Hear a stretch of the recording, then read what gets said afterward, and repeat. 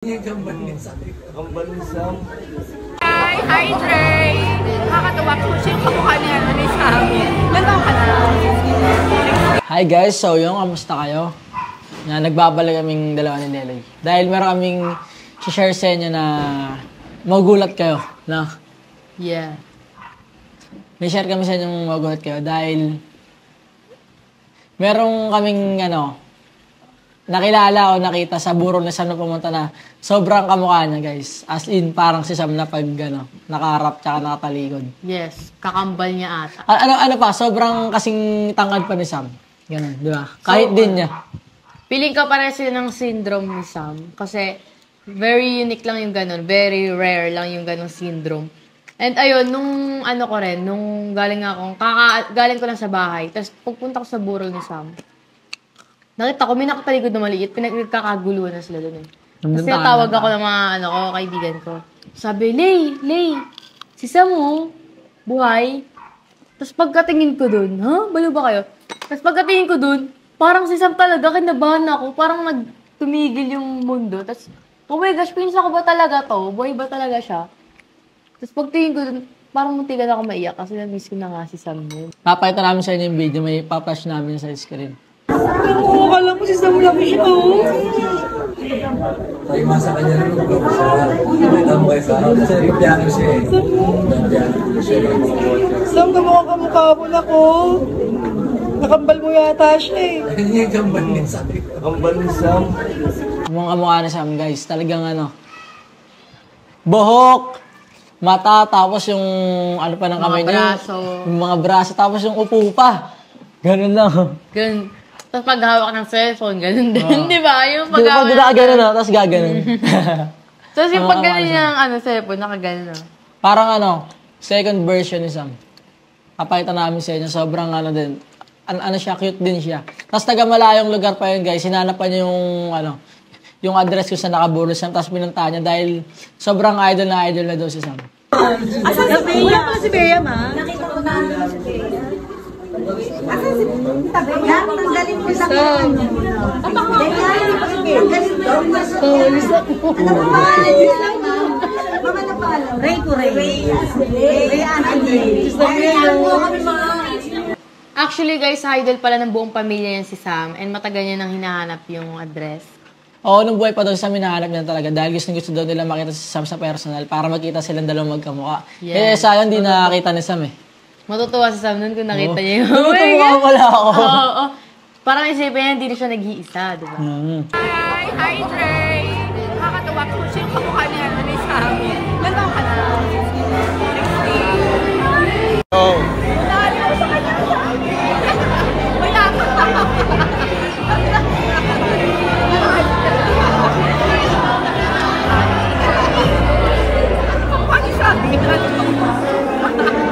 Title! Debo na ng naka ko ngayon. Ay, complete pa lang casting. Ang dami naman. Ay, ang dami, mami. Birthday celebration ng naka ko. Mga kaibigan ko rin, niyayakap siya. Ako naiyak kasi hindi mo taga-sab. Pero mga kaibigan ko niyayakap siya. Tapos sabi, Sam! Si Dayan. Tanggalin mo sa akin. Tanggalin mo.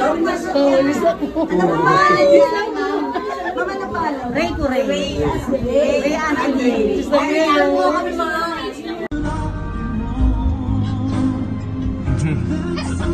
So guys, meron din kaming share sa inyo na sobrang nakakakilabot dito sa bahay. So kung natatandaan yung video namin na nandito pa sa Sam, nagkwentuhan tayo about dito sa mga kababalanan sa bahay na to. Oo, di ba bago pa lang? Sa taas na. Oo, nagkwentuhan tayo sa taas nun, di ba, sa video na yun. Tapos, si Tita Lea, natatakot na siya. Yung mama ni Sam, natatakot na siya sa bahay na to kasi syempre kabago-bago lang. Tapos ang hirap tumira sa bahay, tapos meron kong ibang kasama. Tapos talaga nagpaparamdam talaga sila. Like, mararamdaman mo talaga yung mga hakbang, pagbukas ng pinto. Tapos yung nakaupo si Ate Francis yan, hinagis yung sombrero. Hindi talaga siya bumagsak lang. Dumadaan talaga, nagpaparamdam. Talaga nagpaparamdam. Talagang sila, makakapal ang mukha nila. Ganun. Tapos ayun nga, nagpaano na si Tita Lea. Sa mga... Yung parang kumakausap ng mga kalulawang Yes. Hindi matahimik. Yung mga multo, parang nakakausap na gano'n. Yung mga like, mga cars. Kasi mama kasi gusto niya malaman kung may multo ba talaga dito sa bahay na to. Tapos sabi ng... Kung ano yung pakay nila dito. Nung kausap ni mama na babae, yun nga yung kumakausap ng mga kaluluwa. Tapos pinabidyo tong bahay, tapos ano daw, parang tuturo na daw kung saan yung yung mga multo, kung saan nakatambay, tapos kung ano yung Yun, so yun nga, binidyo namin mula dito sa baba hanggang sa taas. Yun, tapos sa kwarto ko may nakita kasi binidyo din namin kwarto ko. Yes, video lang guys kasi nga, taga-Japan pa yung babae. O, taga-Japan pa siya, taga-abroad. Yung unang-unang nakakita sa akin, nilugad niya. Ayan, may tatlo sa kwarto mo kasi yung kwarto mo madilim. Talagang pupuntahan talaga ng mga Black espiritu. kasi yung kwarto, di ba? Oo, kasi guys, para lumalakas yung mga energy ng mga multo na pag madidilim. Sa mga di naniniwala, okay lang kung wag kayo maniwala. Pero kami kasi, naniniwala kami sa ganito kasi. Oo guys, kasi lahat talaga ng sinasabi ng bahay na tugma. Tugmang-tugma. Tapos doon sa kwarto na isa, ito talaga sa kwarto na isa. Di ba binidyo namin ang kwarto na isa. Tapos pag send yun, pinakita yung mga lugar. Tapos may nakita guys. Ito loko. Ang nakita guys. Wala. Buwang ketchup. Wala, paano mo natin, Sam? Ay, siya.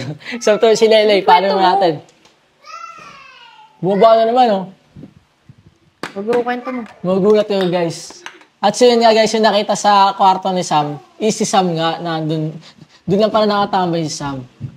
Yun ang sabi naman ng babae, si Sam daw is nakaakyat na. Pero mas pinili pang manatili dito kasi parang nahirapan si Sam iwan kami mga pamilya, lalo na si mama, dahil sobrang close siya daw. Yun ang sabi ng babae. Ang sa Sam daw guys, parang angel siya na may mission sa lupa, tapos pagtapos ng magawa yung mission niya, parang kukunin siya ni Lord. Parang talaga siya, parang anak o alaga ni Lord yung si Sam, yung angel niya, alaga, siguro yun.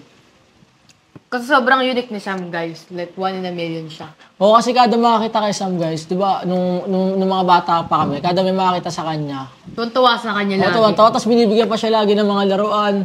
Basta lagi Ikaw siyang ba makakita ka ng ina-adore. bata, bibigyan mo ng laruan. Kahit di mo Basta kilala. lagi siyang ina-adore ng mga tao sa paligid niya. O, tapos lagi pa Lagi nagsasabi niya sa amin, totoo sa kanya. ayan anak mo, yan, swerte yan, pag magpapayaman sa'yo, pag laki niyan. So yun nga guys, paano hindi kami maniniwala? Lahat ng sinabi niya, tugmang-tugma. Lalo na yung sinabi niya na nagpakilala sa kanya si Sam. Ang sabi sa kanya, just call me Sam. Wala naman nakakaalam na... Wala nakakaalam ng pangalan ni Sam na Sam lang. Like, kami lang sa bahay nakakaalam. At sa buong Pilipinas or buong nakakilala kay Sam, talagang Sammy. Sammy talaga tayo Doon siya talaga kilala. Kami lang tumatawag sa kanya ng Sam. Totoong pangalan niya is Sam lang. Yes. Kaya nagulat kami, bakit...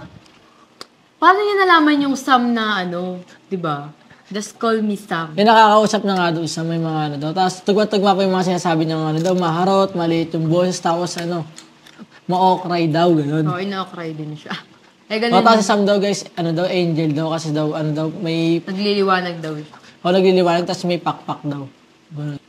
So, sa mga di naniniwala dyan, okay lang. Oo, yan naman, para sa amin, Ganyan kayo sinaniniwala tayo kami, maniwala. kasi lahat ng mas sinasabi niya nakatugma Nagtutugma. Oo. Parang siya, parang Jay Costura siya. Tapos guys, nakakausap pa niya si Sam. Kasi tugman-tugma yung mga kinikwento sa kanya daw ni Sam. Sabi niya, kinikwentohan daw siya ni Sam. Kasi Basti daw, magbago na daw. Tapos si Basti daw, paiba-iba daw ng girlfriend. Hindi daw ako naubusan ng babae. Oo, hindi daw siya naubusan ng babae. Magbago na daw si Basti. Tapos meron pa siya isa sinabi niya. Ex ko daw. Yung ex niya. Yung ex ni Dinescribe yung ex. Basti. Oo. Dinescribe. Sobrang close na sa amin, di ba? Close ko rin yun. Sinika daw na may klibok, na may kulay. Kilala ko yun, na ex nga ni Basti yun. May Parang picture sila nun, tugma-tugma. meron silang picture nun, di ba? Ganun. Tapos payat, na-describe niya sa amin. Tapos, yun yung sinabi niya sa babae na ex ko daw. Nakakausap niya sa amin.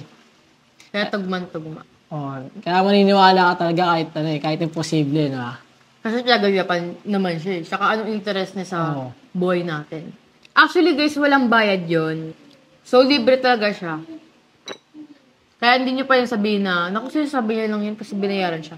Hindi talaga, kasi libre talaga. Siya mismo insist, di ba? Ako mong tiyataga boy na i-chat si mama ng 3 na madaling araw kung Wala lang. Trip-trip lang. Trip-trip lang. 3 na madaling araw, guusap pa sila, puro sa kay Sam. tsaka sa bahay namin kung ano yung mga dapat gawin para ano.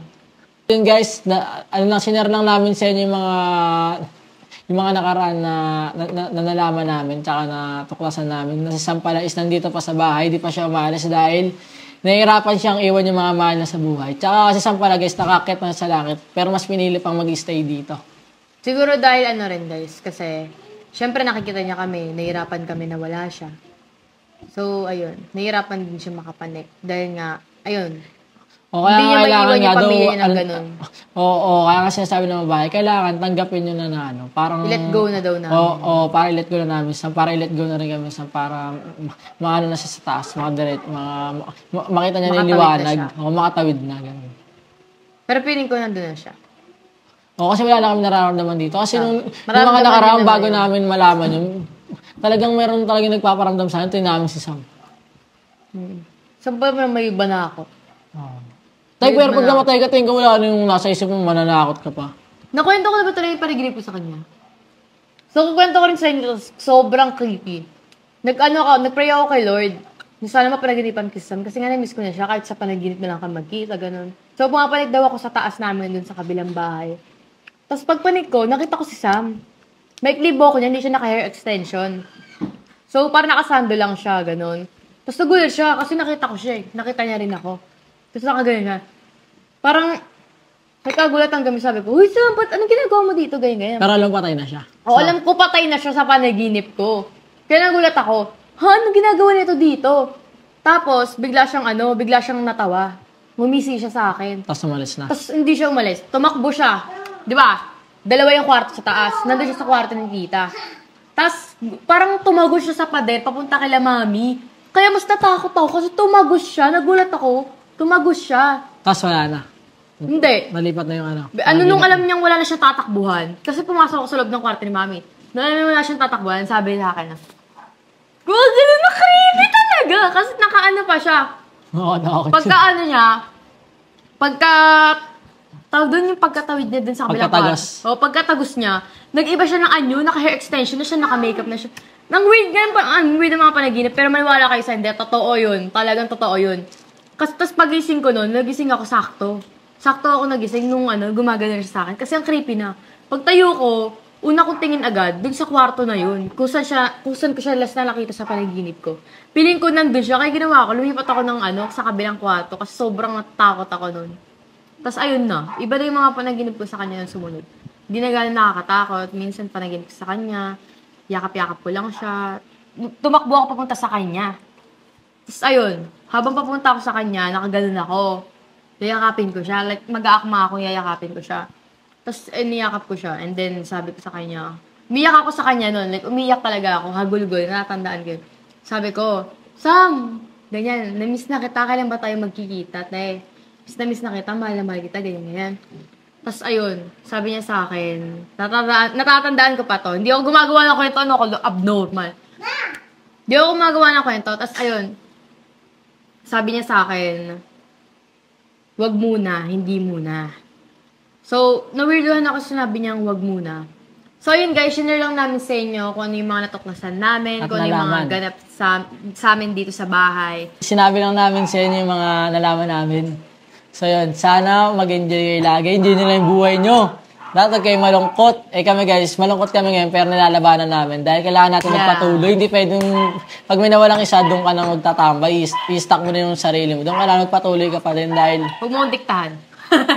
Charot lang. Ako kasi guys, lagi akong naan sa bahay. Dun sa kabila, mag-move on na daw ako. Ha?